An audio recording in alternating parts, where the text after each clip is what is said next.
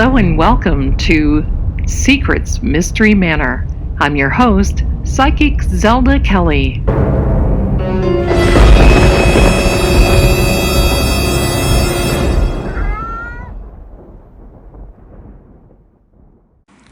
Warning: this podcast may contain sensitive material. It is intended for mature audiences only. Viewer and listening discretion is advised. Hello. I'm so glad you're back. And I'm especially glad that you're back for this particular tale. It's true. And this happened to me personally about 2 years ago, September. I remember that because it impacted me, because I actually know these people, and it was a completely different circumstance, and I've never had an experience like this before. In all my years of ghost hunting and paranormal investigations and you name it, this was an odd one. This is one that obviously I'll never forget, but I want to share it with you because it scared me. I got to tell you, I've not seen anything like this before. But before we start, you know what you have to do, and that is grab your little teddy and your blanket. Make sure you wrap up tight and warm. And don't forget to cover your little toesies.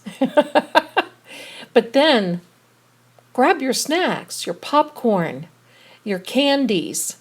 Oh man, I'd love to have some little chocolate covered candies or little peanut butter and chocolate. Oh, that sounds so good, doesn't it?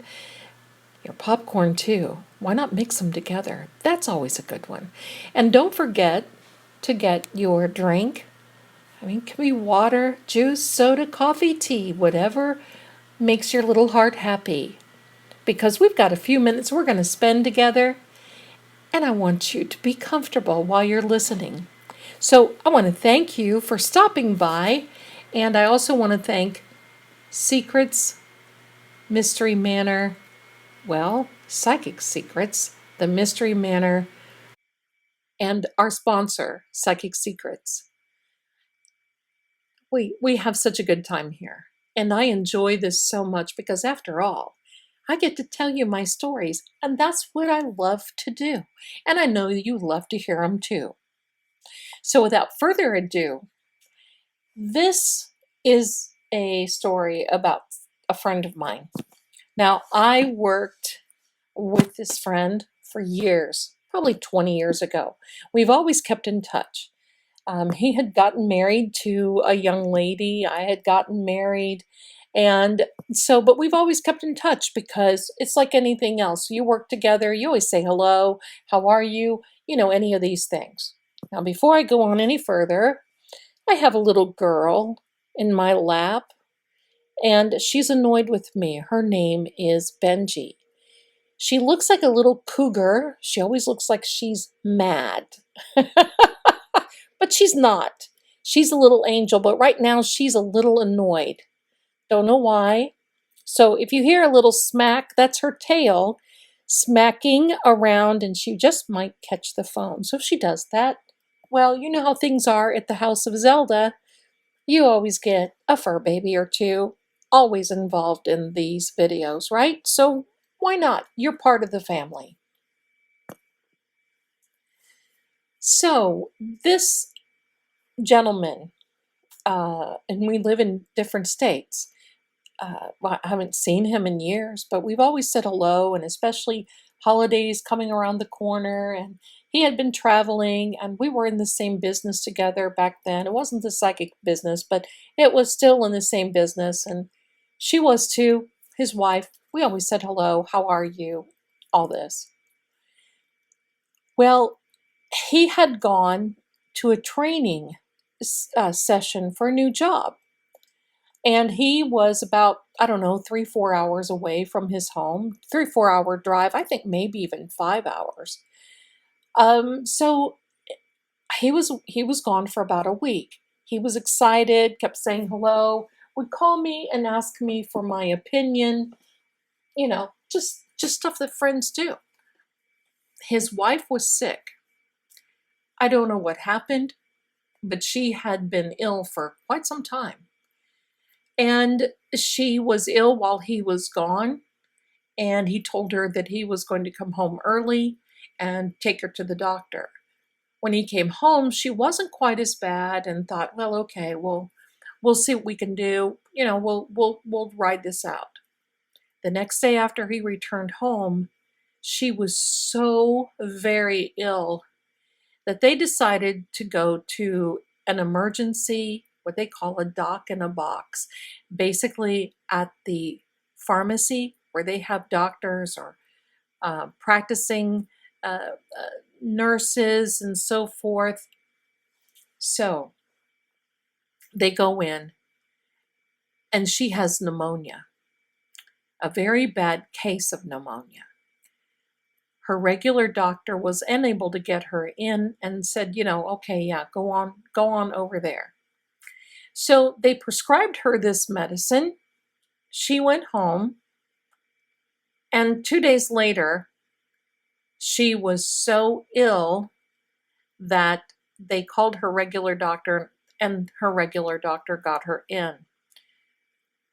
When she was at the doctor's office, the doctor looked at them and said, "You have to go to the emergency room right now. You are not going to make it if you do not do that." While the ambulance was on their way, she collapsed. On her way to the hospital, she was going in and out, kind of passing out, I guess is the right word, losing consciousness, basically. And when she got to the emergency room, she flatlined. Now, upon further investigation, the doc in the box gave her the wrong medication. Instead of giving her an antibiotic, they gave her a steroid, which evidently for her body, and I'm not a medical practitioner by any stretch of the imagination, that was the wrong medication. So they actually brought her back. The whole time her husband, my friend, is in the room with her, panicking, watching this whole thing, watching her die on the table. It was a really traumatic and horrific situation and event for him and also for her too. They gave her a room. They actually medically induced a coma so they could get her body and slow down everything, because what was happening was her kidneys were failing, her organs were failing. So now she's in ICU. And she was in ICU for quite some time. The doctor approached my friend one evening, and it was really something to behold, because it was something that you do not want to hear. The doctor said, "I think what we need to do is pull the plug. She does not look like she's going to regain her consciousness on her own. She does not look like she is going to, if she did, she would not be she would have to have medical assistance for the rest of her life." Now gather this for a second. This is all over the wrong medication. Kind of makes you not want to go to one of those places, right? So anyway, that's what was going on. So now they're wanting to pull the plug. And my friend said, "Please just give it 24 hours. I want to think about this. I want to pray about this. I want to talk to her family." They had no children. And he wanted to talk with her family. He wanted to talk with his children. He had been married before, and she was too. He just wanted not to make a rash decision. about this. I agree. Wouldn't you? I mean, I don't think I could do something that final without first having,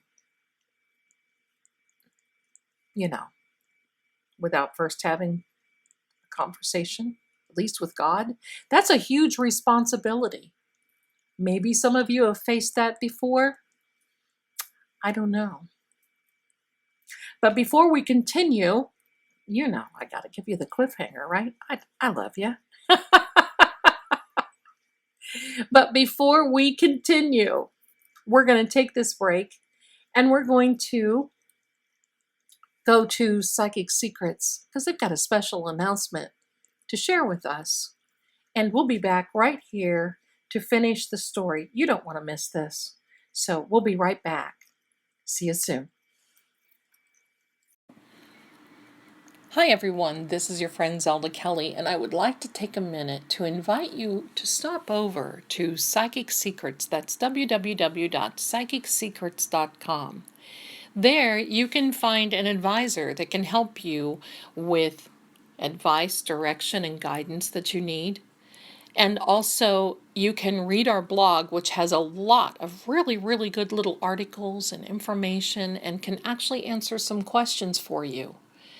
You can find us here on this same site, this Secrets Mystery Manor. We are there. So you're there already if you found us. But we also have another section, which is the Secrets Laws of Attraction. We have some wonderful videos up, and we would love to have you stop by and take a look at that. Now, I want you to know that Secrets really is here for helping the person. We have qualified, experienced advisors on call 24/7.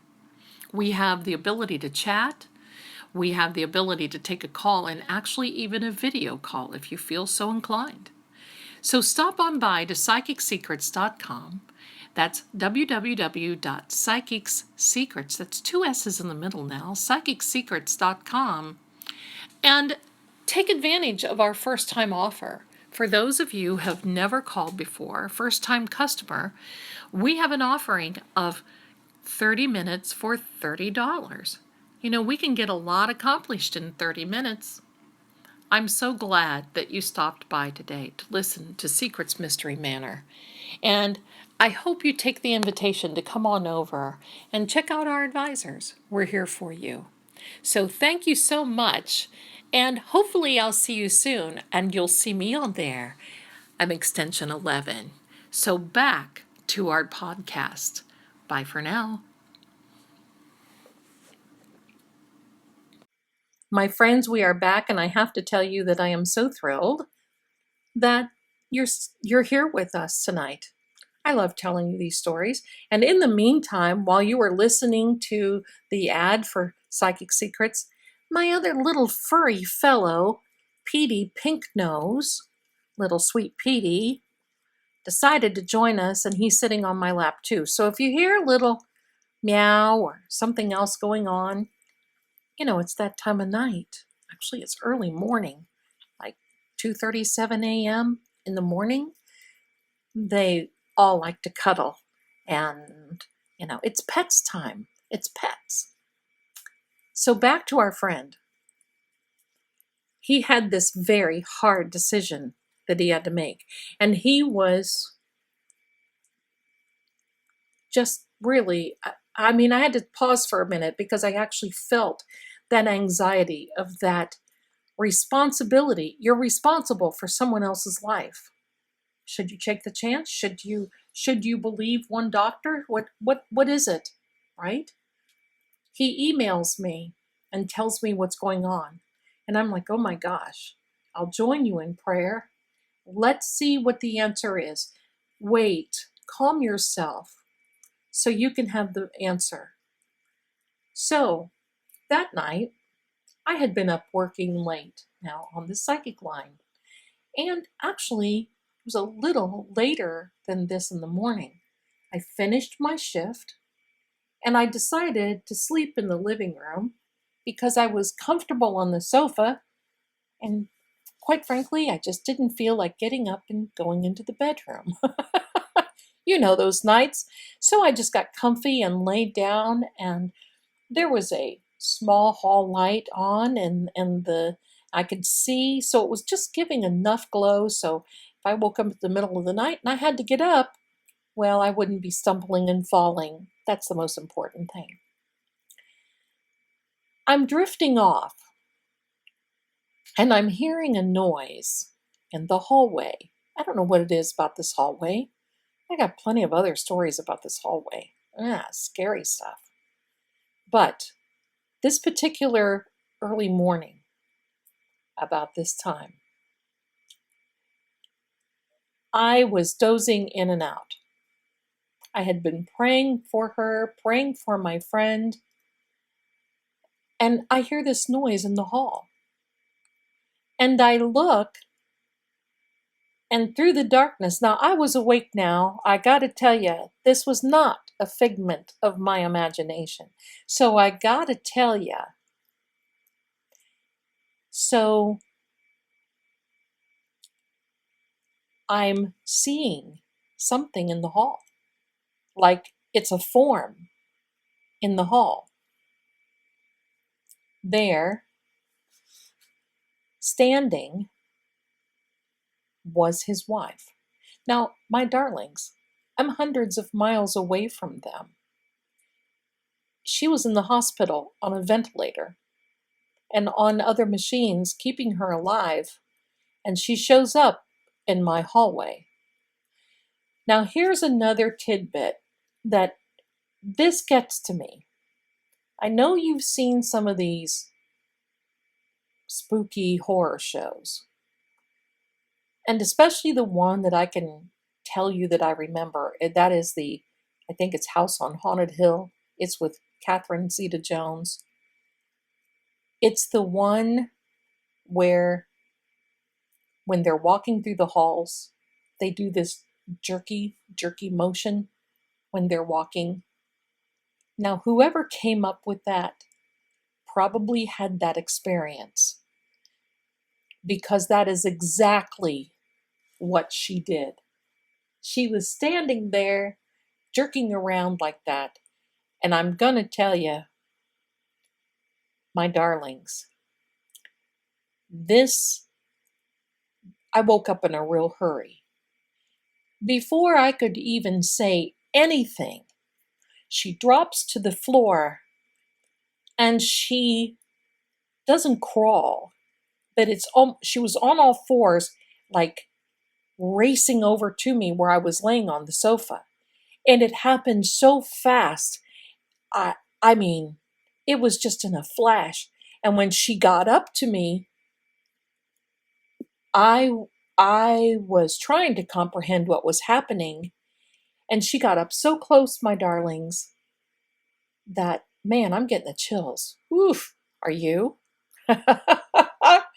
If not, you're braver than I am. So she gets right up to me, and she starts whispering in my ear. I don't know what she said.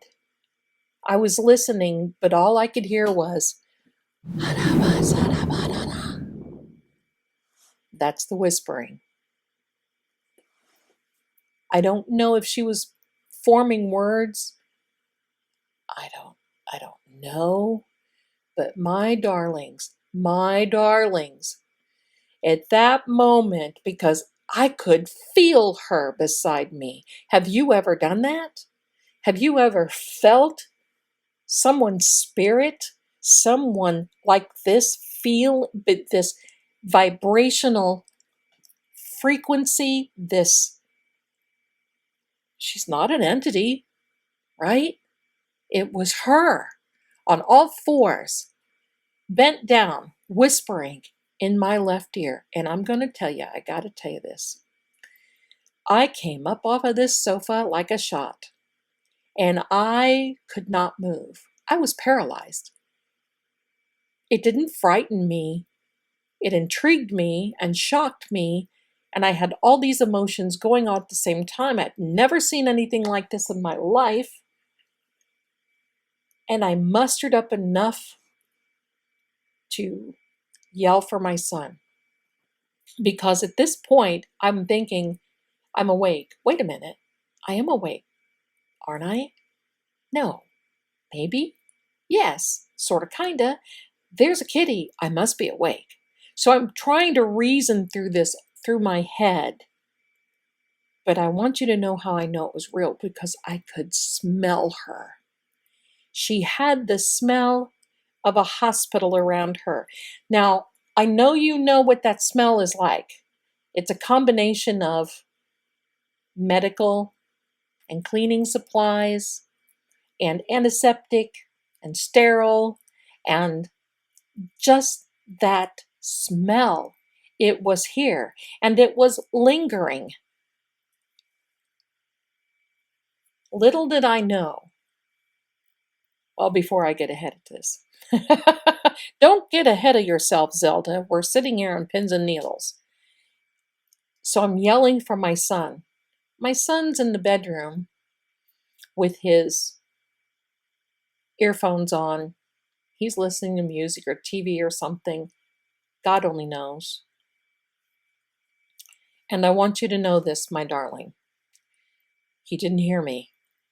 And I sat here. I actually wanted to cry.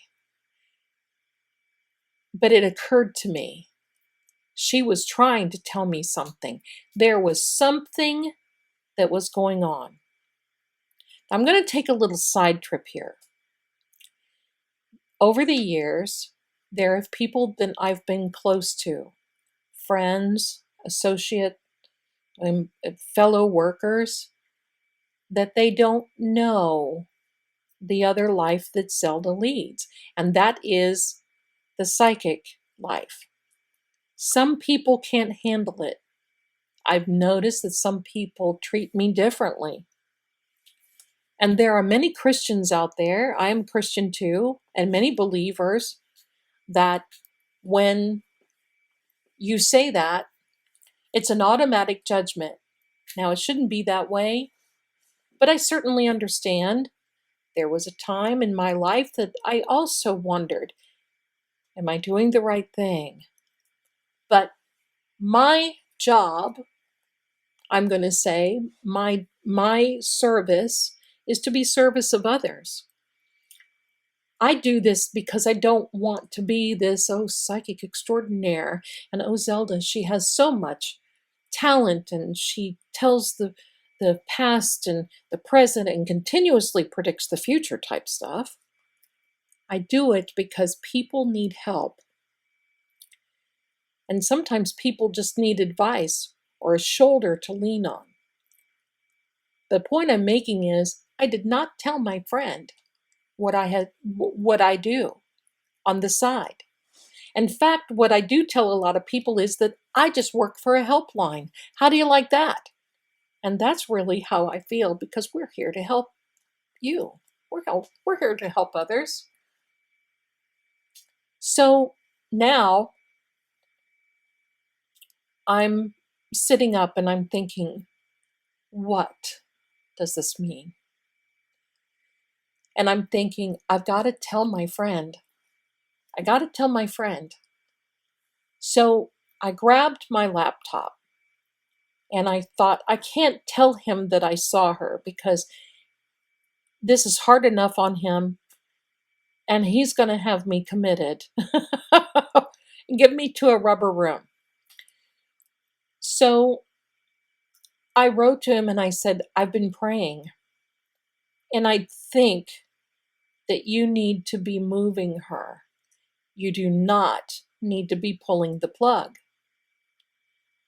So I laid down. It took me a while to drift off now because I kept, the one eye open thing to see, like what was I going to do if I saw her again anyway, right? But you got to keep that one eye open. Finally, I drifted off into this wonderful slumber. And next morning, I checked my email and there was an email from him. And he said, I'm so glad that I heard from you. I was trying to make a decision And this morning they wanted me to pull the plug. And what I've decided to do is I've called another hospital and I'm going to have her transferred there. I've got to do it. I got to do it. And I was glad to hear that. They transferred her over to another hospital. And there they kept her induced into a coma, medically induced into a coma. And as the doctors saw her, they got her organs, her breathing, and everything under control. And about 2 weeks later, they started bringing her slowly out of this coma. Now, she didn't remember anything, and I'm certainly not going to go up to her and say, "Hey, by the way, darling, were you the one that was crawling on the floor and whispering in my ear?" Think about that one. Woo! Yeah. So they slowly brought her out of this. They had to teach her how to feed herself, how to balance, to walk. This really affected her. But thank God that my friend thought about this, prayed about this, because think about it. What I'm getting from this is that she was aware of what was going on. And because I'm open as a frequency to some of this stuff, but I had been praying. And that seemed to have opened the channel for her to come in and say, "Help me." Now, do I know what she whispered? No. I've thought about this several times, and I'm wondering maybe it was just her way of saying, you've got to maybe suggest not pulling the plug, or you've got to do whatever. But I'm so thankful that he didn't do that. Now, she's okay today. She is she was on disability for a little while, and she's a little slower at things, but that's okay. She's here and she has a purpose. She got a second chance. I'll tell you what, the first thing I thought of is, wow, my ex would have pulled the plug on the first 10 minutes. I gotta tell you that. All right. In all fairness, maybe 20. So going forward, I didn't tell him of this for a long time. It was about a year later that I told him. In fact, this had been bothering me so much that I thought, he's my friend and I have to be forthright. And he trusted me enough to ask me to pray. And I thought, well, then I have to trust him enough to believe that he will accept my other life. So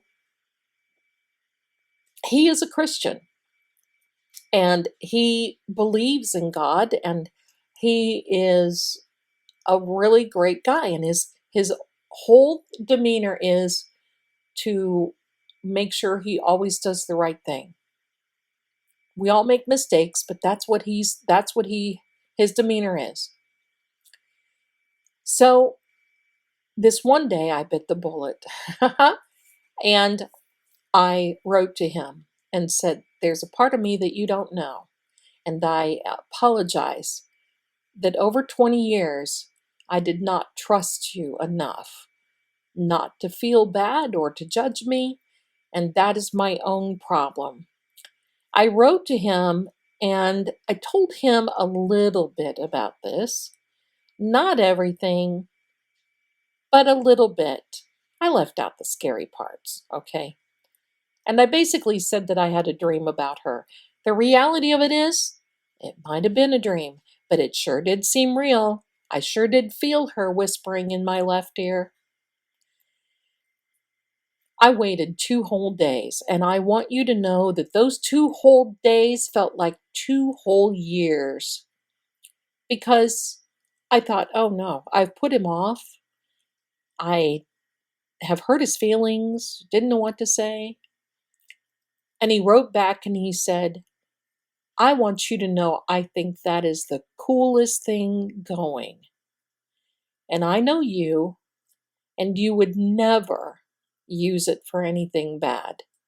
It would always be for good.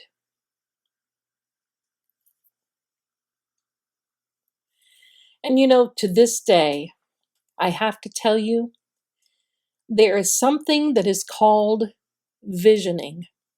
Now, if you're a hospice nurse, or if you have worked in a hospital and you're working in a ward where you know that someone is about to pass away, that's what happens. And they actually see friends and loved ones and even their animals. And so, for you, if you have a question, if pets go to heaven, I certainly believe that they do. That might be another episode, but in the book of Isaiah, it talks a lot about that. But for a lot of people, when they are about to pass and they are transitioning from this life into the next eternal life, they experience what they call visioning. And for them to see family, friends, loved ones, and their pets, it tells me that maybe she was on the verge of passing away without him pulling the plug. Maybe it took this sending her to this new hospital for them to actually try. It seems like that doctor just gave up on her, wanted her to just pass away, was tired of dealing with it. Wow. The lesson learned here is I think we need to have faith in knowing that we can pray and meditate to do the right thing. I believe it was the right thing. I know it was. She's here. But I wanted to share that with you because I think you can take away a lot of things from this. But don't forget visioning. I think that that is so wonderful when that